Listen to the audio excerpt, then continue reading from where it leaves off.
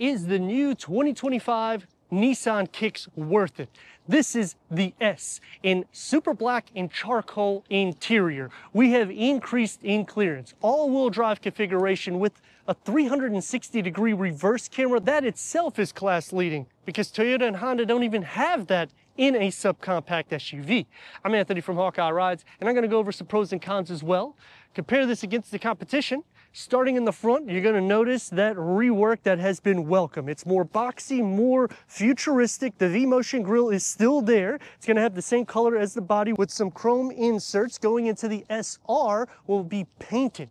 LED headlights, daytime runnings, that's standard. LED fog lights go into the SR and 8.4 inches of clearance, which is class leading compared to Honda, Toyota, Hyundai, Kia. I mean, come on. Why wouldn't they go at least to 8 inches of clearance in the competition? We've also increased 19 horsepower and 26 pound-feet of torque out of the 2.0 liter 4-cylinder. That's producing 141 horsepower and 140 pound-feet of torque. That's paired to the Xtronic CVT transmission that has been reworked. Now you're going to achieve 27 mpgs for the city, 34 mpgs for the highway. All-wheel drive, that was something that you could not get prior. Now you have a snow mode, so if you do live up north, you may want to even consider the S because you're going to get these 16-inch steel wheel covers. 17-inch steel wheel covers go into the SV. The SR can option up to a 19-inch wheel. The lower keeps it sporty. The mud flaps is an extra charge. If you want heated side view mirrors, though, you got to go into the SV and take the premium package, which will also give you a panel moonroof. But when you're adding these features, you're still at a mid-20 grand pricing. And when you start thinking about the increase, which is an inch or two here and there, especially for the interior, giving more cargo capacity, I mean, these things are making me think that it's worth it. And when we're going against Honda and Toyota, Toyota hasn't really done a lot lately in their line to make it go that extra step, but they have increased the price. The same thing with Honda, and all of those will have a CVT transmission. I mean, let me know your thoughts on that. The rear, standard LED taillights. The boxy, futuristic look comes into play. The lower keeps an aggressive look, given that sporty feel. Reverse sensors with a 360-degree reverse camera going into the SR, which is another class-leading trait that you're not going to get on any vehicle for a subcompact SUV. So now when you put the upgrades, is going to be more superior than anybody in its class. I mean, let me know your thoughts if you think it's worth it, because for me, I think Nissan has actually hit a home run with the Kicks. Quick release, giving us an increase of nearly 5 cubic feet at 30 cubic feet of storage behind the second row. You have storage cubbies on both sides. Underneath the floor, you get 3 tiers of storage. I'm tall, so I'm going to just fold these at that 40-60 split to max cargo, 42.1 cubic feet, which is 9.8 cubic feet more than the prior gen. The key fob to the new Kicks. Cloth seats is standard. Premium cloth seats go into the SR. Zero gravity seats. Power seat adjustment go into the SR. Heated front seats is an option on the SV that can also give us the panel moonroof, but a heated steering wheel is only going to be on the SR as an option. And the refresh is definitely welcome for the interior of this cabin. 4 speakers is standard. Bose 10 speakers is only going to be on the SR. Let's fire it up.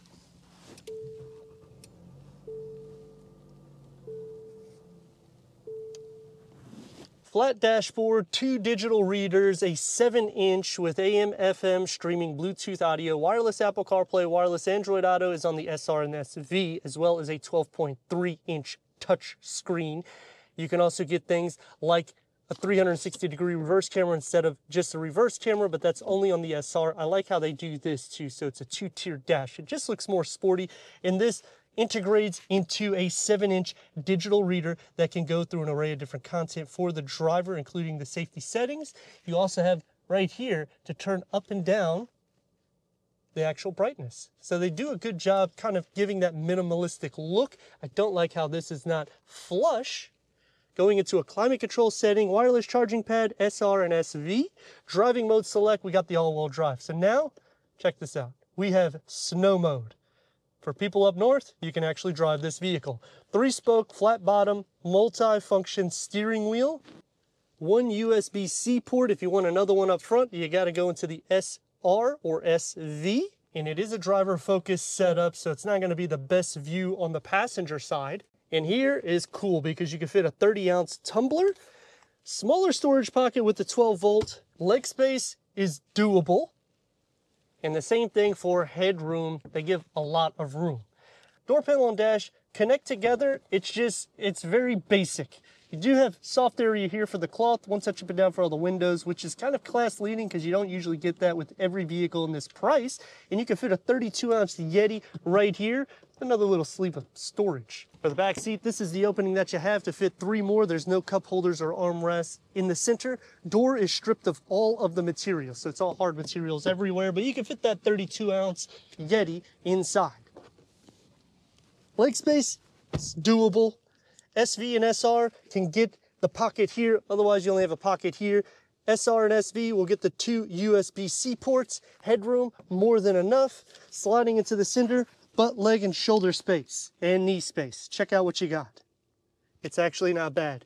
They have increased the leg space by around 1 inch, and headroom is more than enough without the panel moonroof. 141 horsepower, 140 pound-feet of torque, still paired to the Xtronic CVT transmission, which has been reworked, so I appreciate that. Thank you, Nissan.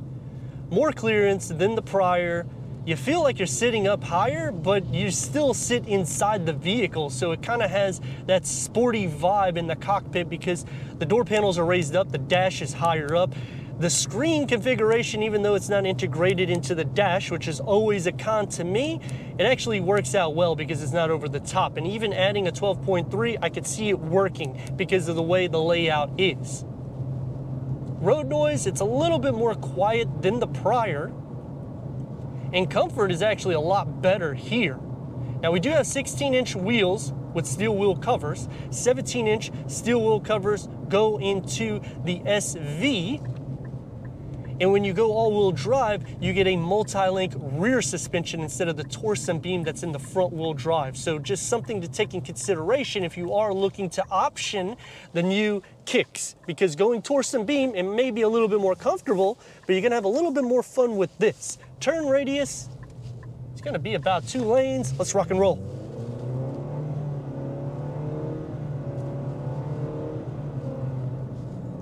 I'm doing all that, and it's still nice and smooth. That's what is the beauty about a CVT transmission. Adaptive cruise control, which is amazing at this price point. You're just a hair over 25 grand. So going back to that question, is it worth it? I mean, you're getting a lot of value going here. Now, for pros and cons, you've heard pretty much every pro that I can say.